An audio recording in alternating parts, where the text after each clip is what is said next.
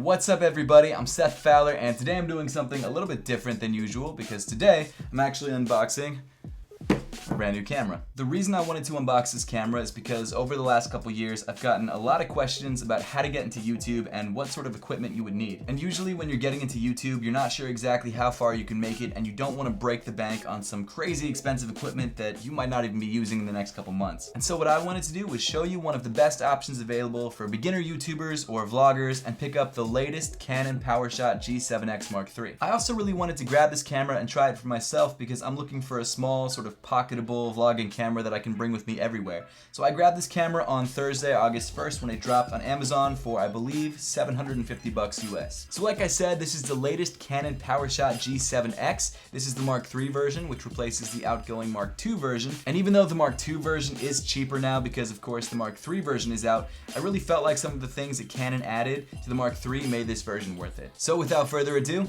let's jump straight into the unboxing. So the first thing you'll see on the front of the box is this beautiful photograph of the camera itself, and you'd hope that the photo was beautiful because of course it's a camera company. And this camera shown on the front is actually the black version of the Canon G7X Mark III. I picked up the silver version, which I believe they say on the side right there. It doesn't actually show a picture of the silver version on this box, but you do have a little silver dot just to let you know that you are getting the silver version. On the back of the box you've got some call outs to some of the features that are available with the Mark III, and of course you've got some more of that on the top of the box, like 4K, the Digic 8 processor, you know, stuff like that. So why don't we pop this guy open and see what we've got. Okay, so first thing inside the box, of course you've got the manuals. You've got the Canon Powershot Mark III Getting Started Guide, which is surprisingly thick. I never really read these, I don't think anyone does. But you know what, it's good to have, just in case. I honestly just use YouTube for all my questions when it comes to cameras, so probably will never be using that. Next up, you've got a dealer record of Canon purchase, don't need that. And then the first thing you see inside the box is what looks like the wall wart.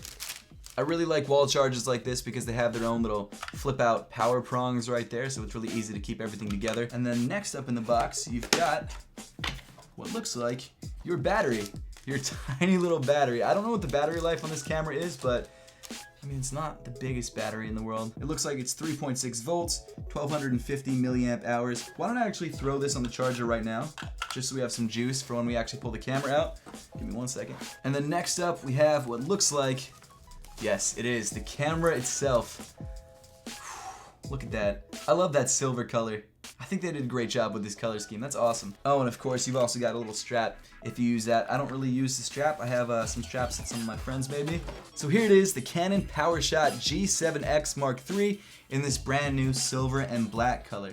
And I absolutely love it. I think that's such a clean look for this camera. To my knowledge, the G7X Mark II only came in black, which is fine, but this just looks so much classier. It has a sort of retro vibe to it, which I really like. And for a small $750 camera, it really does feel like it has some heft to it. Like it feels like a quality thing. So even though the G7X Mark III does have a different color option than the Mark II, it does have the same body and the same lens. And the built-in lens has a range of 24 to 100 millimeters and an f-stop of 1.8 to 2.8. So even though you'll never be able to change out lenses on this camera, you do get a pretty versatile range for the money. It also has an optical image stabilizer, which is really important, especially when you're vlogging. Speaking of vlogging, you have a 3-inch touchscreen that flips all the way up so you can see yourself like that. Nice little touch there. It also flips downward too if you need that at a 45-degree angle. So if you're kind of vlogging like that, I guess. I don't really do that often, but it's nice to have the option. Canon also beefed up the hinge too because they found that a lot of people who were using the G7X Mark II for vlogging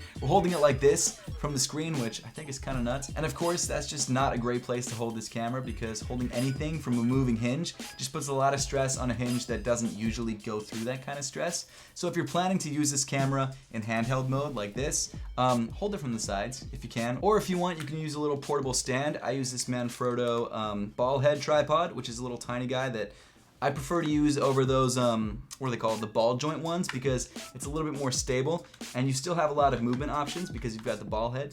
So if you want to go into full selfie mode, you can do something like that, or if you want, you can set it up like a tripod like this. I'll make sure to leave a link to this tripod in the description below. It's like a $30 to $40 tripod, and there are cheaper options, and it's definitely worth checking out. But why don't I throw the battery in this guy and let's see how it performs. Here we go. So this dial at the top controls your zoom, and it's actually got a really good autofocus system.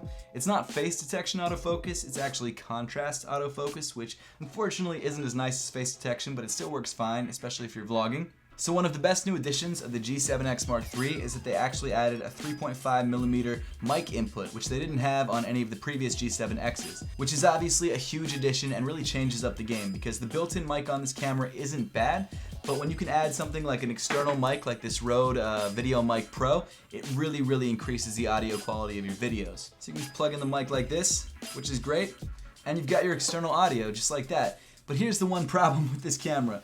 It doesn't have a hot shoe or anywhere to mount your mic, so you are actually going to have to buy some sort of external frame or somewhere to mount this mic on your camera. It doesn't come with anywhere to mount it. I mean, I guess you could try and rest it on top, which won't work for you. I don't know why I even suggested it.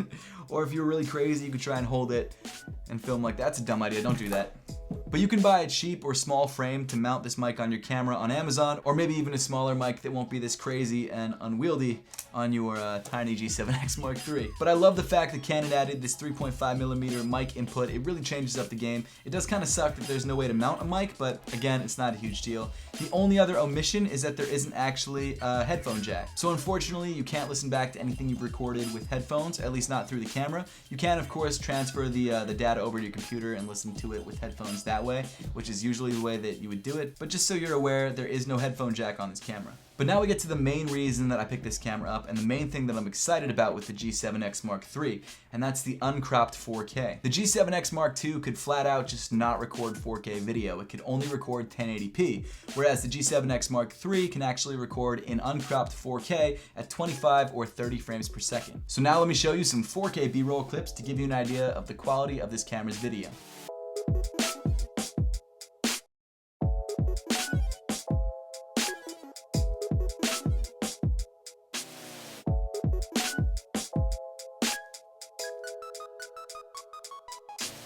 So this is raw video and audio quality off the G7X Mark III. I haven't changed the colors. Right now I have the camera set up on a tripod shooting at 4K at 30 frames per second. I've also got face tracking going on, so my face should stay pretty much in focus. But now I've got the camera off the tripod, I'm just shooting in handheld mode. This is sort of vlogging with image stabilization. I'm excited to see how it looks on the computer. I'm assuming it looks fine because I've seen a lot of vlogs with the G7X Mark II and apparently this is better than that. So hopefully this is solid quality and worth the 750 bucks.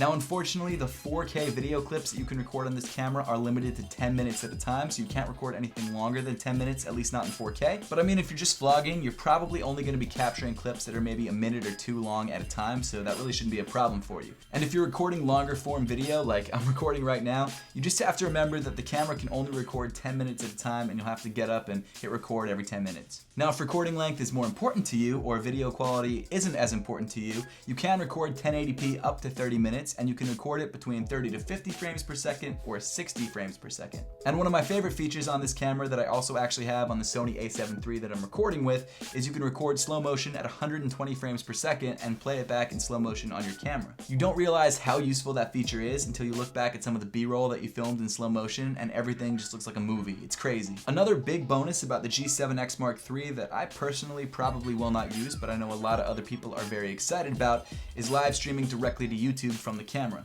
As long as you are on a Wi-Fi network and have a decent connection, you can live stream directly from this camera onto YouTube, which is kind of nuts. I know a lot of people who would love that feature, and the fact that you can actually have some really high quality video streaming directly to YouTube is pretty impressive out of this camera. As you would expect, in addition to Wi-Fi, you also have Bluetooth on this camera, and then as for inputs, you have USB Type-C and a micro HDMI. I will say that I think that the G7X Mark III is definitely more for video than it is for photo, and that becomes pretty obvious when you realize there isn't actually a viewfinder on this camera.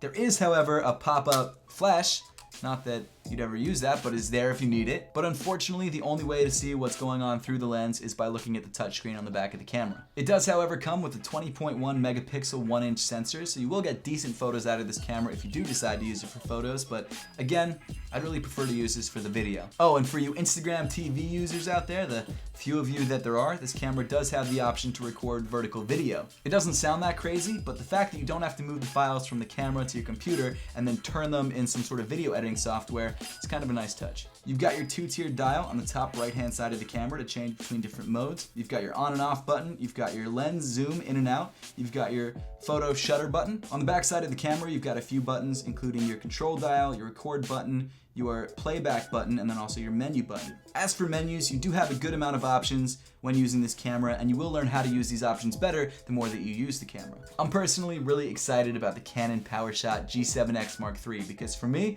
I'm looking for a small pocket-sized camera that has much better video quality than my phone. You've got so many great features for vlogging. It's got 4K, it's got a mic input. It's a pretty big upgrade over the Canon G7X Mark II. And for $750, no, it's not a cheap camera, but you do get a lot for the price. It's a good beginner camera, and I feel like it's a nice size that you can really take anywhere. If you would like to check out the Canon G7X Mark III or any of the accessories that I talked about in today's video, I've left links to all of those things in the description below. But now I would love to know your thoughts on the Canon G7X Mark III and whether this is a camera that you'd be interested in checking out for yourself, and also whether you'd like to see a full-blown review of this camera once I've used it for a couple weeks. So make sure to leave those comments in the comment section down below. And as always, thank you so much for watching, and I'll see you all in the next one.